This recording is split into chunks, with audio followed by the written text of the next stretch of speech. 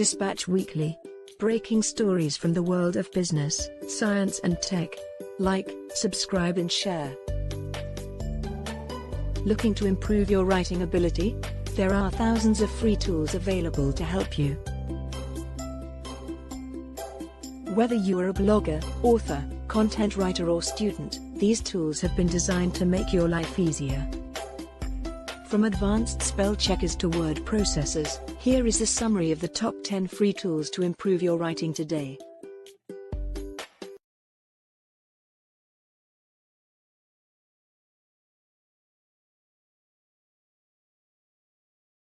Your writing matters. Whether it's your final essay of the semester, a resume for your dream job, or an email that could close a crucial sale, your success depends on the quality of your writing. You're going to want more than a simple spell check. Luckily, you've got Grammarly on your side. With just a few clicks, you can streamline wordy sentences, replace bland vocabulary, and align your tone with your goal. With Grammarly, you can feel confident no matter what you're writing or where you're writing it. Try the browser extension to improve your everyday writing anywhere on the web, including Gmail, online documents, or social media sites. For longer, important documents, there's the online editor. And when you're writing on your phone, the Grammarly keyboard makes sure that what you type is actually what you meant. Imagine what you can do with the secrets of the world's best writers at your fingertips, anytime you need them. Are you ready to give it a try? Installation is simple and free. Visit Grammarly.com today.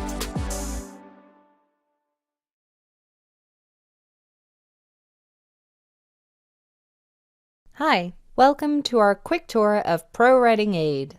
Let's get started. Here I'll work with the sample text.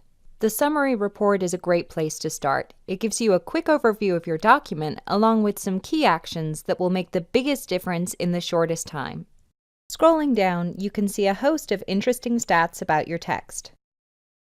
These include readability measures, overused words, sentence structure, writing style tips, grammar check, sticky sentences, dialogue, and much more.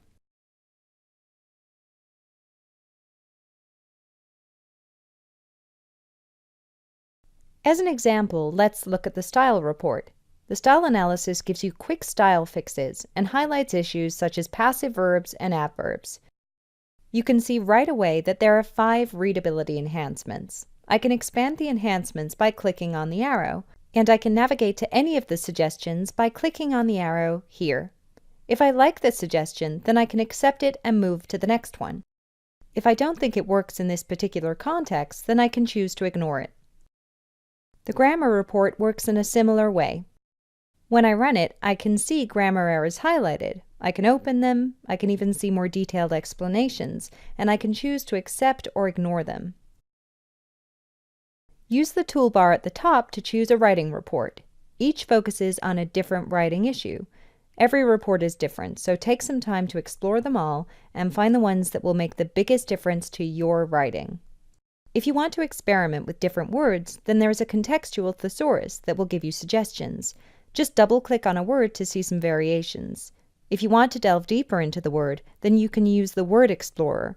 This gives you a wealth of information about a word. Things like a thesaurus, alliterations, cliches, common phrases that contain the word, collocations, anagrams, and examples from books and quotes. It really will help spark your creativity. And now we'll hand it back over to you. Have fun analyzing your writing and making it even stronger. Ginger software is the world's leading spelling and grammar checker designed to help students learn from their mistakes. Ginger analyzes the context of the whole sentence and corrects grammar, spelling, and word usage errors all with the click of one button. Ginger software enables error-free writing while reinforcing learning using next-generation language technology. Let me show you how this incredible tool works. Let's look at a paragraph a student might have typed. To start correcting the text, place the cursor anywhere in the sentence you would like to start with and click on the Ginger drawer or press the F2 key. The Ginger panel opens up and shows what the student typed and Ginger's suggested corrections.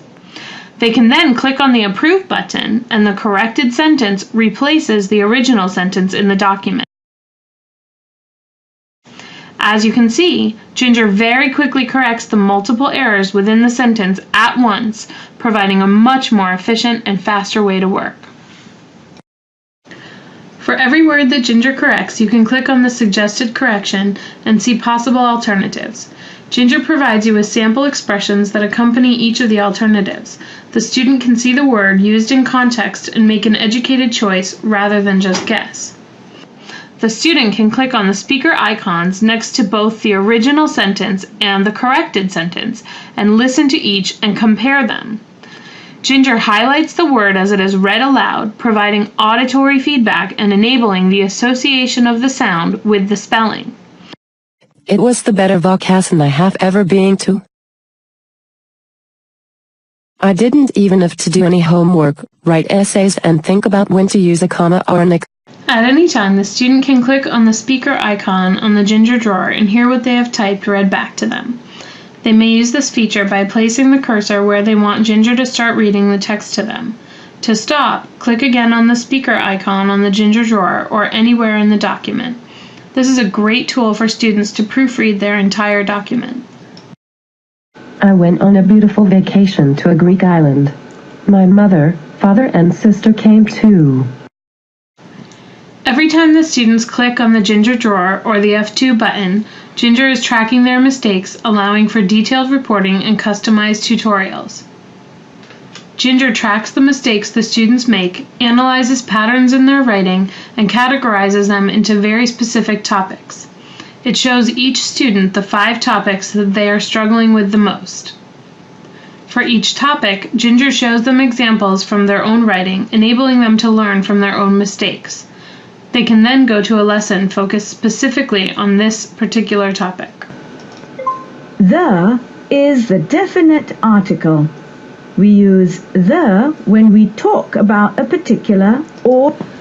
After they complete the lesson, they can then answer some practice questions to see if they've mastered the material by clicking on the quiz icon. Ginger acts as a personalized writing tutor, identifying the students' specific needs and then providing them with lessons customized to their needs.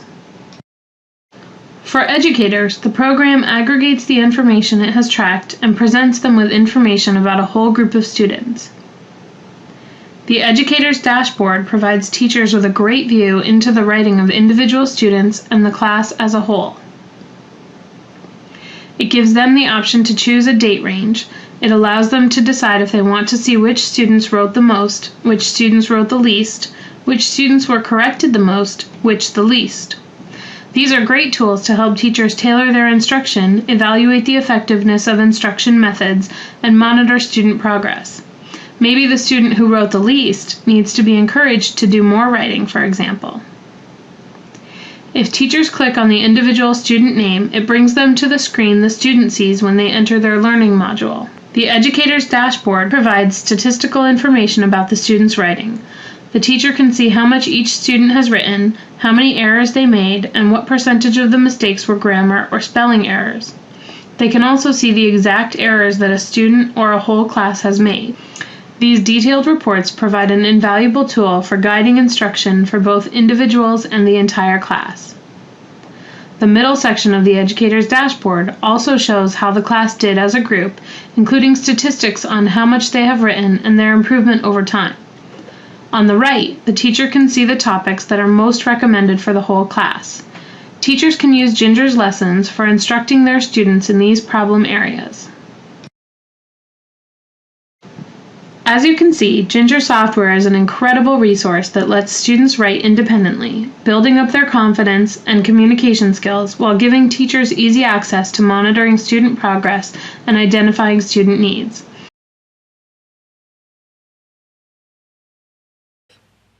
The Hemmingway Editor is a web-based app that helps you to write like Ernest Hemingway. Ernest Hemingway was a United States author who wrote in a very simple and clear manner, yet he became one of the United States' most celebrated authors. The Hemmingway app helps you to write like him. Each of these highlights shows you a different thing that you can fix, and I'll go through those now. The yellow highlights up here show you a long, complicated sentence that you can probably split up.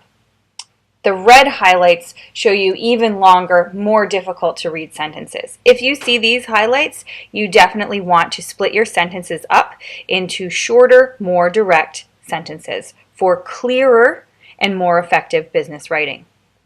Purple highlights show verbs that can be replaced with a shorter, simpler, more direct, and more effective verb. In this case, utilize, they're recommending to be replaced with use. Blue highlights are usually going to be adverbs, but sometimes they are other words that reduce the effectiveness of your writing. They make your writing less powerful. In the case of adverbs, you want to remove them and possibly change your verb to something stronger and more forceful.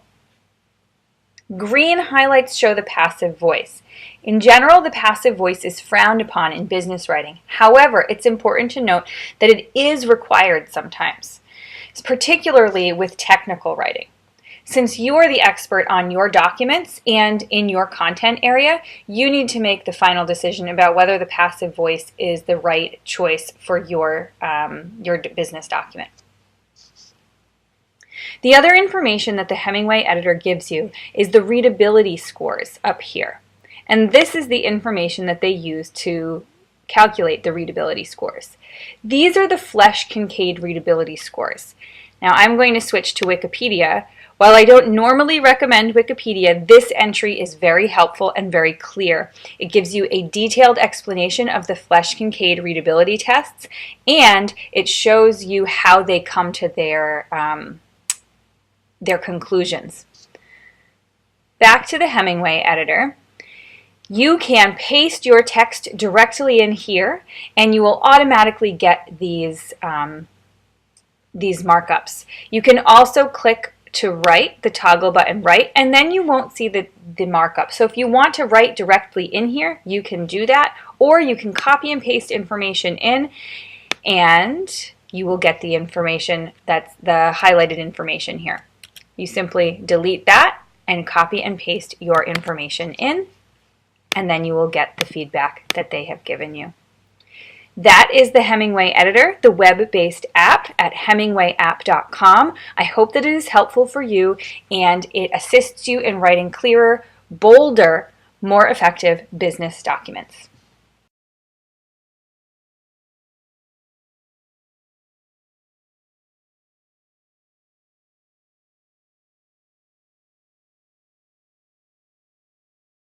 Start off by going to your drive, drive.google.com, and click on New.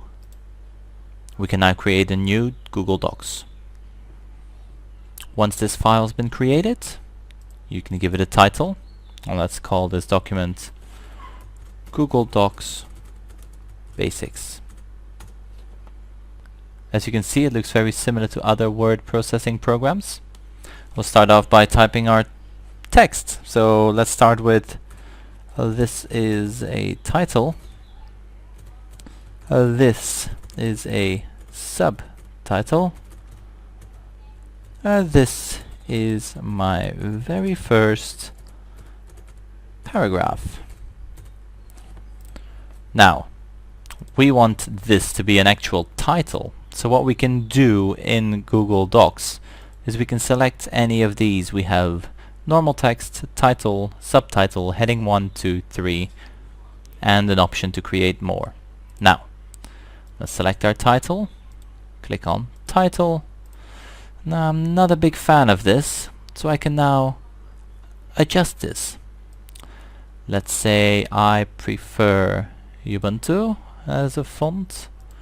Let's say size 30, and give it a green text color. What I can do now is I select my title. This is the title I want to use from now on, so I go to Styles, Title, and I update title to match. From now on, whenever I select title, it will look just like this. Let's do the same with my subtitle. Subtitle, not quite like this, maybe just change the font. Let's update subtitle, and let's do the same with paragraph, normal text. Let's change this to Ubuntu and update normal text to match. Here we are. This makes it much easier to work with. Another feature of Google Docs is inserting an image. Let's click on Insert, Image. Now we have various options, just like with spreadsheets and all the other Google apps. We can either upload one, take a snapshot, put the URL of our image, go to our albums on our drive, or search for an image. I'm going to click on Search, and let's search for an image of a dog. Here we are, we have images of dogs, but I would like to have a brown dog, so let's click on brown. Here we are, brown dogs, and I quite like this picture. Let's select. As you can see, this image is quite big, so we can now resize it. Let's resize that. Much better. Another option is the alignment of our text and images. Right now, as you can see, we have left align turned on, but we can change this to center or right. Let's move it back to the left.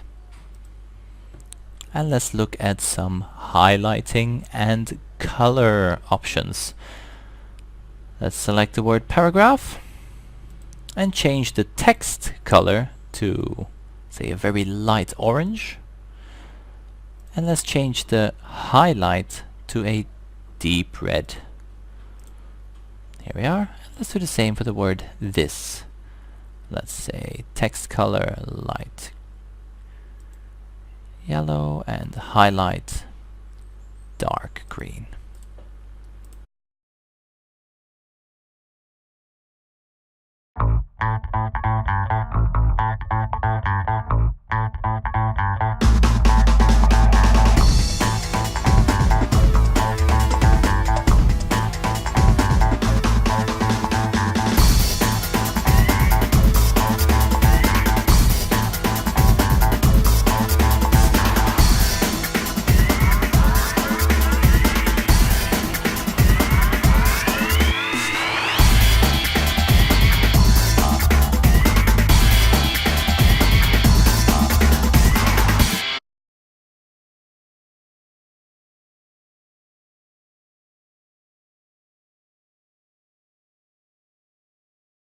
Libre Office is a fully featured Office suite including all the tools you need to get your work done quickly and efficiently.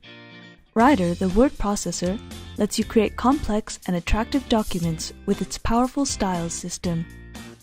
Calc is packed with professional features and built-in functions to help you manage spreadsheets with ease. Impress is an outstanding tool for creating rich and effective presentations to really get your message across. And Draw lets you produce anything from quick sketches and diagrams to complex plans and leaflets.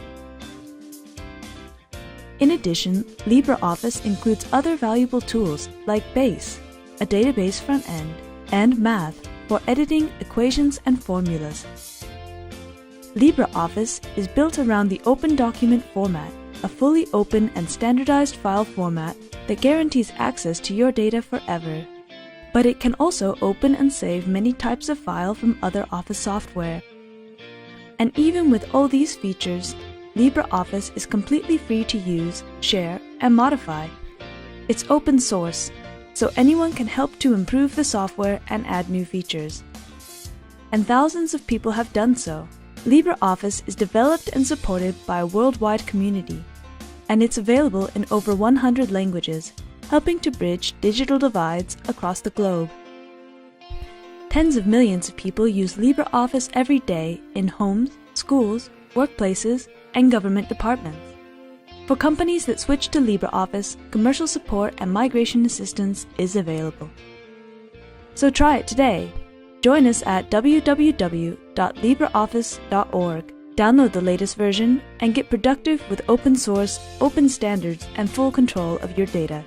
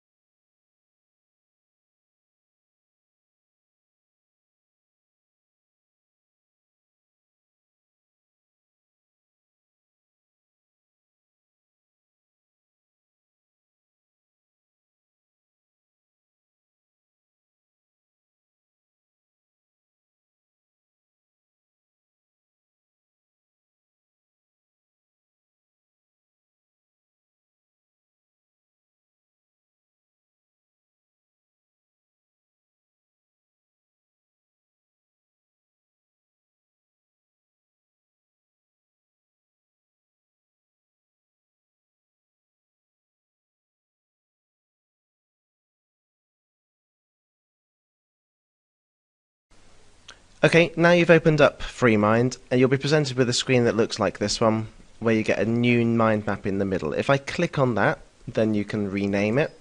So this is my demo. With this node highlighted, if you press enter now, you'll see that a new branch sticks out the side, and this is where you can start putting your new topics in. And press enter to save it. If I press enter again, then you get another branch at the same level. And again, enter again will get me a third one. But if you want to move them to the other side or move them up and down, maybe I decide actually I want the third one in between here, then with the third branch highlighted, if you hold Control and use a cursor key, then you'll see that it swaps them over. If I hold Control and press the left cursor key, it jumps over to the other side. And this is true for all of them. If you want to move a branch around, then you see just hovering to the left or just near the nearest end means that you can grab that and drag them off somewhere else. Let's just close that. And again here I can pop that one up there and maybe make this one lower down. So you get quite a bit of flexibility in where you place them. If you try to move it too close to another one, then it will move that one out of the way for you and tries to keep decent spacing. To add another one onto the end of here, then instead of pressing enter, I'm going to press the insert key, and then that moves one out of the end. So this would obviously be a subtopic of some sort, and again you can move those around where you like. So pressing enter now, remember that gives me another branch at the same level. So It's my second subtopic. And if I press insert, then that will stick one out of the end of that. So your two main keys are enter for the same level, insert if you want to go to another level. So that's a subtopic, I guess. So those are some of the cool things you can do. Obviously, again, you can drag these around. They can put them pretty much where you like. And you'll see it's moving that one down out of the way, and creating nice spaces. Okay, in terms of formatting then, if you right-click on a node, then formatting, node color does the text. So I can turn the text on that node red if I want to. And you'll see it's gone red. If I do same thing again, right click, format, node background color, then I can change the color of the background for that one. And so if I go over here, you can see that that one's as I set it up. You can also do formatting the edges, so that's the lines themselves. I quite like to make them a bit thicker, and also format the edge color. I don't know why it keeps doing that. Format the edge color, so maybe this particular topic is something that I want to make this whole branch green. And again, you can do that with the other things too. If I just put another branch on the end of here, you can insert pictures if you want to, by insert and then an image. Okay, so I won't do that right now, but it's pretty straightforward. You press insert image and then you get to choose. Zooming in and out is just done by this. If your map's getting a bit big, then you may well want to zoom out a bit. I'll just show you a different one I've been working on. This is A-level statistics kind of scheme of work overview, and you can see it was just beginning to creep off the edge of the page. So just zooming out a little bit gives me a bit more space. Here I've put in, these books are images because they're books and chapters that I want students to read. But you can see these other little signs here. So if I go back to my other map, if you pick any branch, you can put an icon in from down the side here. So because that was my second branch, I might want to call it 2, and I might want to flag that up as being, you know, something to be really aware of. It's aimed at businesses, so you get quite a lot of things like, you know, remember to do this, remember to send an email, and things like that. The flags are kind of quite cool, and little people. Any other things really, kind of, if you're doing a really long branch, so third branch is for a really long topic.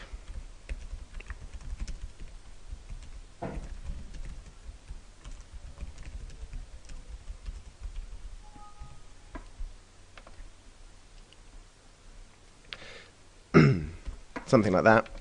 Then a nice little thing that you can do is if you right click and go for edit the long node, and shortcuts Alt and Enter, then you get this here and you can re-chunk it up, something like that, and then it reformats it for you. It's just a bit better, I think.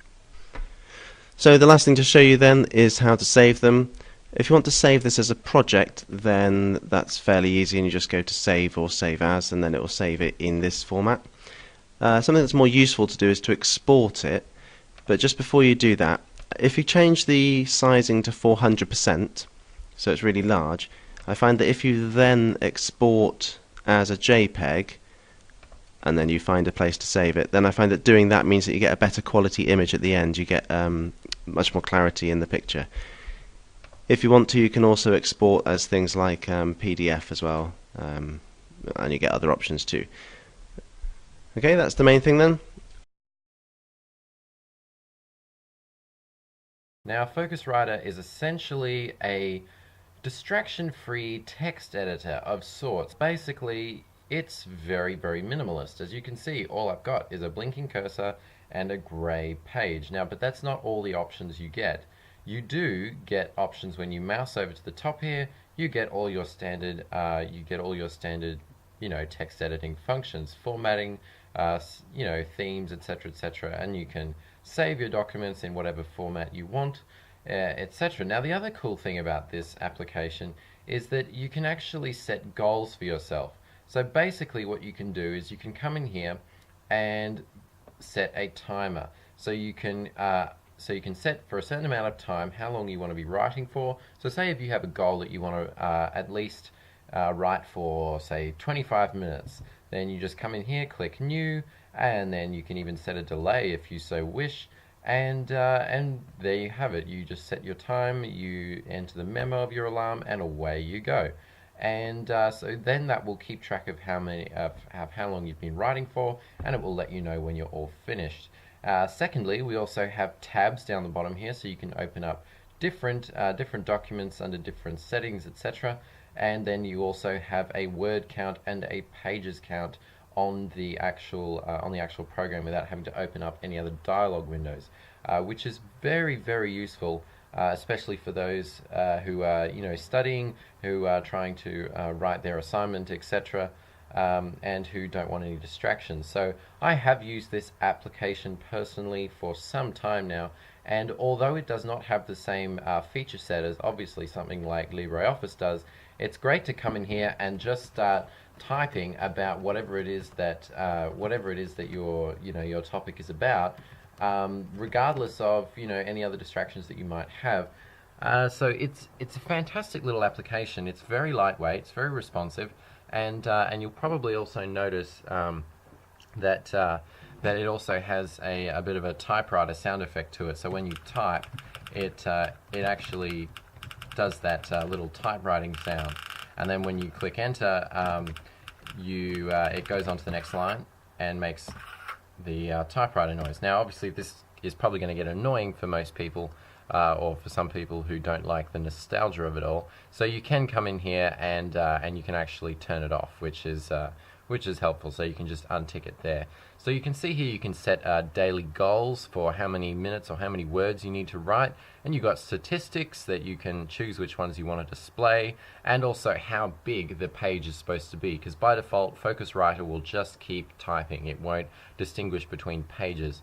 You can also then of course select your different toolbars, and then also you've got your languages for your spell checking. So that's all well and good. So when you put this application in full screen, which I will do now, you basically are left with just a grey screen, and I'm zoomed all the way out, and you just type away with no distractions whatsoever, which is very, very handy. And I have noticed that I've been able to get through a number of assignments just using this tool. So what I'll usually do is I will just type away, and then when I'm finished, I'll just copy paste it into Libre Office, format it up, and we'll be all done. But very good writing tool, and I definitely recommend it for anyone who writes articles, magazine articles, or newspaper publishing. The other very nice thing about Focuswriter is that it is truly cross-platform, so you can use it on all platforms, including Mac OS X. You can use it on Windows 7. Any other platform that's out there, it will support it. So it is available. It does have its own PPA that you can use, which I will definitely put links in the description box for anyone who's on an Ubuntu-based system. Yeah, that's about it, really. Dispatch Weekly. Breaking stories from the world of business, science and tech. Like, subscribe and share.